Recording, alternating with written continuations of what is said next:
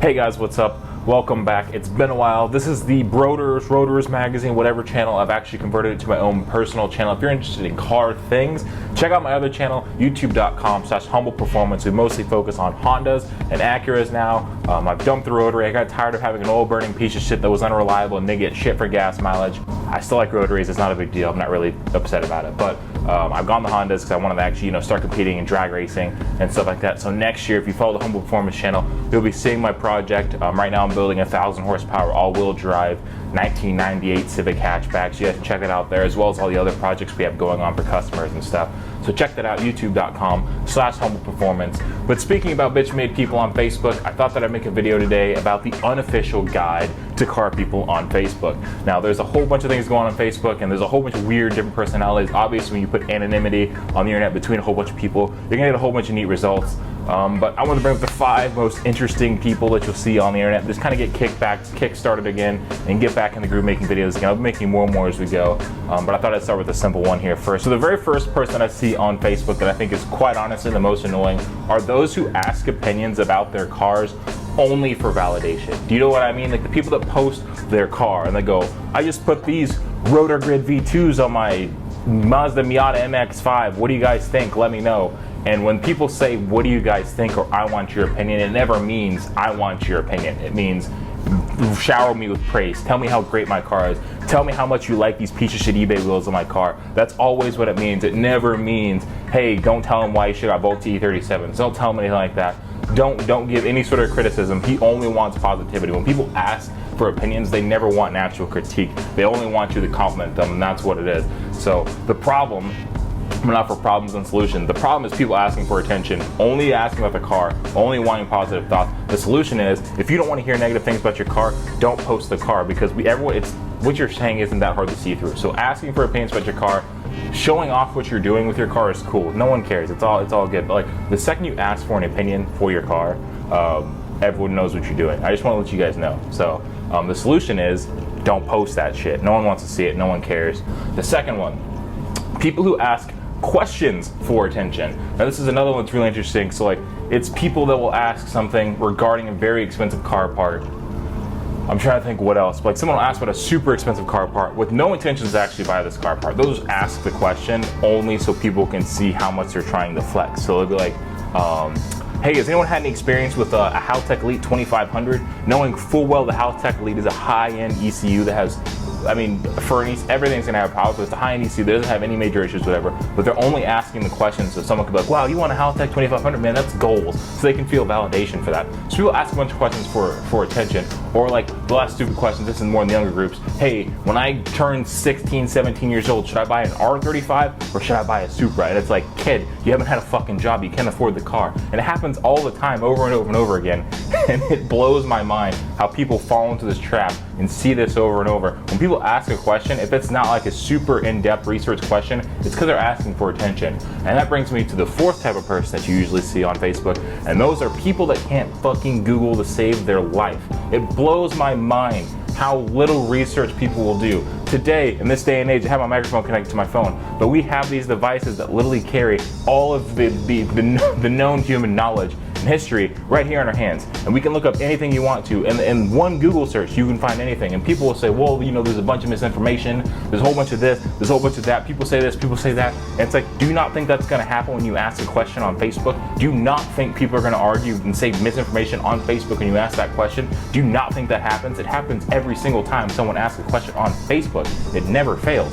So whenever you're asking a question on Facebook, it's simple. Do the Google research first, and then ask a question. If you've done Google research and you've seen contrasting opinions, but asking shit like, what turbo should I put on my Civic? What do you guys think about injectors, or IDs, or Bosch, or FICs, whatever? Like, there's gonna be a whole bunch of different opinions. And like I said, if your point is when people ask questions on Facebook, it's like, we can Google and you get a bunch of different answers. If you don't think you're gonna get a whole bunch of different answers, when you ask a question on Facebook, you are lying to yourself. So, number 4 is, before you ask a question on Facebook, or number 3, before you ask a question on Facebook, look it up on Google first. Get some research, show that you've done the research, and you'll be more keen to getting answers from what you're wanting to know. The 4th one, and I think this is the last one. I had one, but I got rid of it completely. The 4th one is people who race with internet numbers. Now, this is one of the funniest ones. It's the funniest thing in the world. It's like, a lot of people, when I say internet numbers, I don't mean time slips that you have or anything like that. I mean like people will look at another person's car and be like, okay, look, someone will make a post like, I have my 500 horsepower RX-7. It runs 12s, 13s, 12s, 11s, whatever. It runs, we'll say 12.5, runs a 12.5. Some kid who doesn't own a car or who has something like a 1998 Ford Escort will come in and say, man, that car's not that fast, bro. There are Ford Escorts that run 10s too. It's like, you own, how fast does your Escort go? Your Escort goes 16s in the quarter mile. Yes, there are cars that everyone knows, and for some reason this somehow turns into a point of contention. Everyone knows that every car can be fast with money. Everyone knows every car can be built fast with dedication. Everyone knows that every car can be built with knowledge and, you know, experience. That's not a secret. Everyone knows that every car can go faster. And sure, when you talk about the elite, you know, like, for instance, people, this is the dumbest one. People bring up a lot of the Speed Factory Civic, the Outlaw Civic, when they're in 747 at like 100, 215 miles an hour in the quarter mile. People bring that car up all the time. It's like, see, Civics can go fast too. And it's just like, that's an 80 millimeter turbo car with a built V18, like it's through the roof. You're not building anything like that. You have no sort of backing building anything like that. That's not even comparable. If James Kemp or Kevin Kemp from Speed Factory say, hey, I want to come race my car, that's a whole different ball league. But racing with Speed Factory's car against someone posting another car on the internet is absolutely stupid. If you're like with a team, like for instance, I work for Humble Performance, we do a lot of race car stuff. It's like, yeah, my buddy Pooey, my buddy David, they have cars that run 9s, like they're customers, they're friends, they're part of a team. That makes more sense versus, here's some car that I saw on 1320 video that makes 1,000 horsepower running on highways. That's how fast this car is. So your car isn't shit. And I think that comes back to a whole thing, and this is where my entire rants ended up going in the long term, is I think that social media has ruined car culture. Not necessarily car culture, but the way that people approach cars, the people respect cars, the way that people look at things. So, I mean, 1320, shout out to them, like everything they do is great, no problem with that. But it's normalized a 1,000 horsepower car. It's normalized a 7-second car. It's normalized a 6-second car. And one of the most interesting quotes that I've heard from a buddy of mine, his name's Zach Freeman, lives in Wichita. It is, building an 8-second car is easy. Just ask all the people who have never done it. It's one of the easiest facts. Everyone thinks that building a car that goes 8 seconds on the quarter mile is easy. Everyone thinks every 2JZ in the world should make over 1,000 horsepower. Everyone thinks that every RX-7 should have a 3-rotor in it. Well, that's ludicrously expensive. Just having all this information widely available to us, on one hand, it makes it easier to find research, figure out what you want to do and stuff like that. On the other hand, it's made us lazy, complacent. It's made it to where we look at other people at their accomplishments and then basically meld it into our own. So that's what it comes down to. People race with internet numbers. That's what comes down with people who don't want to Google anymore. They're just too lazy. Or people that just want to ask questions for attention because they just know that everyone will answer them. Everyone will try to, validate them of some sort. Everyone asks opinions about the cars for validation. Everyone does all this stuff for validation on the internet, and it comes down to, it's so shareable, it's so easy, everything's so easy to find and use and do all that stuff. Like, I don't know. So that's my rant for the day. Like I said, I'm gonna be getting back more into videos with time here, slowly but surely. But yeah, just for all these things that I brought up, if you're one of these people, it's easy to recorrect yourself.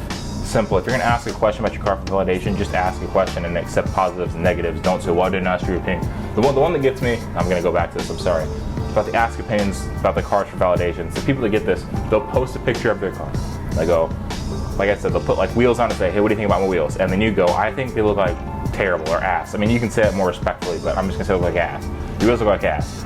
They come back with, well, I didn't ask for your opinion anyway. It's like, you just fucking did. You literally just asked for my opinion. That's how every thread turns into. For the people that ask questions for attention, it's just like, no one ever points that out because like people want to be helpful and stuff. But when people start asking about stuff that, if you look at like, they have like a 1987 RX-7 that's beat, it's a 4-lug car, it has nothing installed, and he's asking like crazy questions. Like, bro, you're not asking that question to actually have an answer. You're just asking that question because you just want to be an asshole. And the worst part is a lot of these people that ask these questions for attention will ask you the question. You'll give them the answer, and then they will already know the answer, and then tell you what the answer is. So like, that's kind of what I meant with this entire thing. It's like people, they're assholes, really. That's the real answer. But like people that go, hey, should I run ID 2000s or should I run Deechworks 2000s or should I run Bosch 2000s?